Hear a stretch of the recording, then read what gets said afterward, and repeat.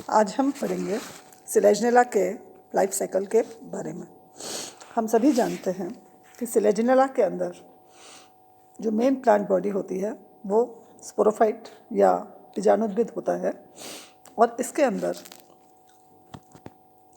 दो तरह से रिप्रोडक्शन पाया जाता है। सबसे पहले देखिए इस चार्ट में सिलेजनेला जो है कायिक जनन या तो विखंडन या फ्रेगमेंटेशन के द्वारा करता है, डोरमेंट बड्स के द्वारा सुषुप्त कलिकाएं या कंद या ट्यूबर्स के द्वारा इनमें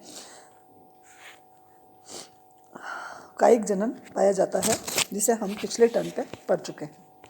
सिलेजनेला जो है वो इसमें मेगा और माइक्रोस्पोर्स दो तरह के स्पोर्स बनते हैं। हेट्रोस्पोरस है ये विषम बीजाणु, और इसमें शंकु जो होते हैं उसमें माइक्रोस्पोरोफिल और मेगास्पोरोफिल गुरु बीजाणु पर्ण और लघु बीजाणु पर्ण होते हैं।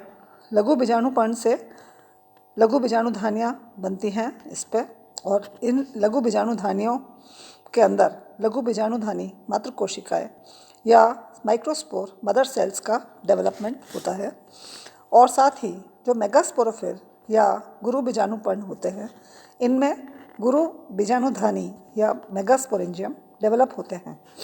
इन मेगास्पोरेंजियम से मेगास्पोर मदर सेल्स या गुरु बीजाणु मात्र कोशिकाएं बनती हैं। यहाँ तक हम पढ़ चुके हैं कि जो स्पोर मदर सेल है यहाँ तक का डेवलपमेंट चाहे वो मेगास्पोरेंजिया हो चाहे माइक्रोस्पोरेंजिया हो, दोनों में एक समान दिखाई देता है। अब ये जो मेगास्पोर मदर सेल होते हैं ये अर्धसूत्री विभाजन से मेगास्पोर बनाते हैं। हम इसमें पढ़ चुके हैं कि इसके अंदर जनरली 4 मेगास्पोर या 4 गुरु बीजाणु बनते हैं, और माइक्रोस्पोर या लघु बीजाणु कई सारे होते हैं। माइक्रोस्पोर या लघु बीजाणु से मेल गैमेटोफाइट या नर युग्मकोद्भिद का डेवलपमेंट होता है, और जो मेल गैमेटोफाइट के डेवलपमेंट जो होता है ये बहुत ही रिड्यूस्ड होता है। मेल गैमेटोफाइट इसका नर युग्मकोद्भिद अत्यंत रिड्यूस्ड होता है, और जब एंथ्रोजॉइड्स इसके अंदर पूरी तरह से डेवलप हो जाते हैं तो इसकी भित्ति ट्राई रेडिएट तरीके से फट जाती है और जो एंथ्रोजॉइड्स होते हैं वो बाहर रिलीज हो जाते हैं। मेगास्पोर या गुरु बीजाणु से स्त्री युग्मकोद्भिद या फीमेल गैमेटोफाइट बनता है। यहाँ देखिए आप, जो मेल गैमेटोफाइट है इससे एंथ्रीडियम और फीमेल गैमेटोफाइट से आर्किगोनिया बनते हैं स्त्रीधानी। स्त्रीधानी से एग सेल। अगर इसमें स्त्रीधानी के परिवर्धन हम स्टेजेस देखें तो इसमें जो सुपरफिशियल सेल से ऊपर जो स्त्री युग्मकोद्भिद के अनावृत कोशिकीय ऊतक से स्त्रीधानियों का परिवर्धन पाया जाता है, और इस टिश्यू के सभी सेल्स जो होते हैं, सुपरफिशियल सेल्स जो होते हैं, वो आर्किगोनिया के डेवलपमेंट में हेल्प करते हैं या वो आर्किगोनिया को बना सकते हैं। और स्त्रीधानी जो होती है, मैच्योर स्त्रीधानी, इसका जो मैक्सिमम पार्ट होता है आर्किगोनिया का वो फीमेल गैमेटोफाइट के अंदर ही घसा हुआ रहता है, और इसके ऊपर एक नेक और नीचे एक वेंटर, 2 भाग पाए जाते हैं। नेक छोटी होती है और जिसके 4 कोशिका के ऊपर ऊपरी सिरा युग्मकोद्भिद के ऊपर उभरा हुआ पाया जाता है। इसके बाद में आप देखिए इधर एग सेल और एंथ्रोजॉइड जो होते हैं, एंथ्रोजॉइड्स जो रिलीज हो जाते हैं एंथ्रीडियम से, इन दोनों में फ्यूजन। तो जब स्त्री युग्मकोद्भिद के भूमि पर गिरने के बाद या जब गुरु बीजाणुधानी में निषेचन पाया जाता है, निषेचन से पहले जो आर्किगोनिया की ग्रीवा कोशिकाएं होती हैं, नेक कैनाल सेल्स, एक दूसरे से अलग होकर कुमणुओं के प्रवेश के लिए मार्ग बना देती हैं। इसके साथ ही ग्रीवा नाल कोशिका एवं अंडधा नाल कोशिका विघटित हो जाती है, यानी कि नेक कैनाल सेल और वेंट्रल कैनाल सेल जो है वो डिकम्पोज हो जाती है, डिस्ट्रॉय हो जाती है और कई पुमणु जल में तैरते हुए स्त्रीधानी के अंदर प्रवेश कर जाते हैं, जिनमें से एक जो होता है वो एग सेल से फ्यूज़ होकर के जाइगोट बना देता है। फिर जाइगोट जो होता है ये स्पोरोफिटिक जनरेशन का पहला सेल होता है। जिस तरह से गैमेटोफिटिक जनरेशन का पहला सेल क्या है? स्पोर या बीजाणु। इसी तरह से गैमेटोफिटिक जनरेशन इसी तरह से स्पोरोफिटिक जनरेशन का फर्स्ट सेल जो होता है वो जाइगोट या युग्मनज होता है, जिससे कि भ्रूण बनता है, यानी कि एम्ब्रियो।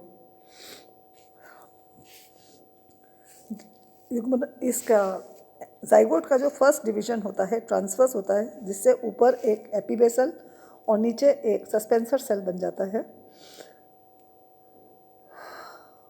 और ऊपर एक एपीबेसल या सस्पेंसर सेल और नीचे एक हाइपोबेसल सेल या एम्ब्रियोनल सेल बनता है। इसके अंदर आप देखिए एम्ब्रियो से डेवलपमेंट हो जाता है यंग स्पोरोफाइट का, जो कि फिर से एक सिलेजिनेला का प्लांट बना देते हैं। तो यहाँ पर इसका एक डायग्रामेटिक रिप्रेजेंटेशन इस तरह से भी देख सकते हैं कि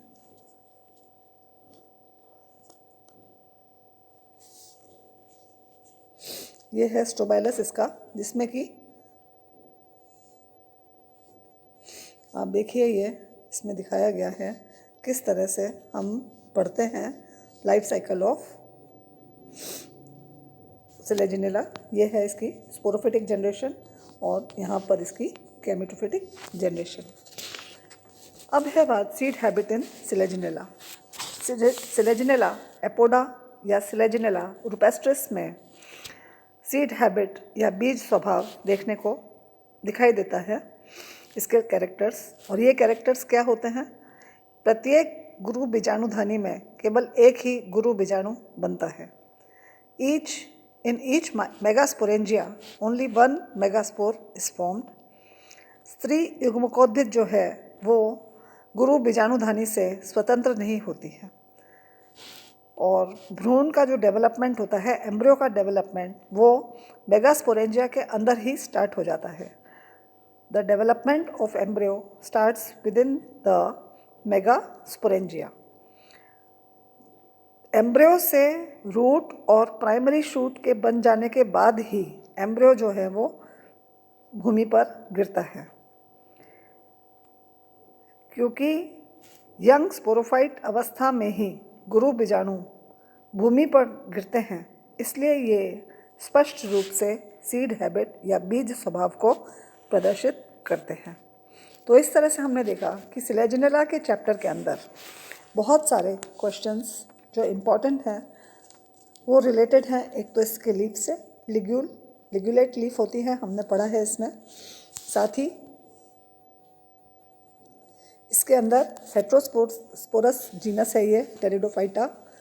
तो इसके अंदर आप देखिए दो तरह के स्पोर्स, माइक्रो और मेगा स्पोर्स का बनना शो करता है कि ये एक हेट्रोस्पोरस जीनस है। फिर ग्लॉसोपोडियम पे कई बार क्वेश्चन आ जाता है, कोन पर आ जाता है और ओवरऑल इसके अंदर लाइफ साइकिल ऑफ सिलेजिनेला भी पूछा जा सकता है। तो इस तरह से आप देखिए ये चैप्टर यहाँ पर हमारा सिलेजिनेला का ख़त्म होता है। इसमें आपको कोई भी क्वेरी हो तो पूछ सकते हैं। Thank you.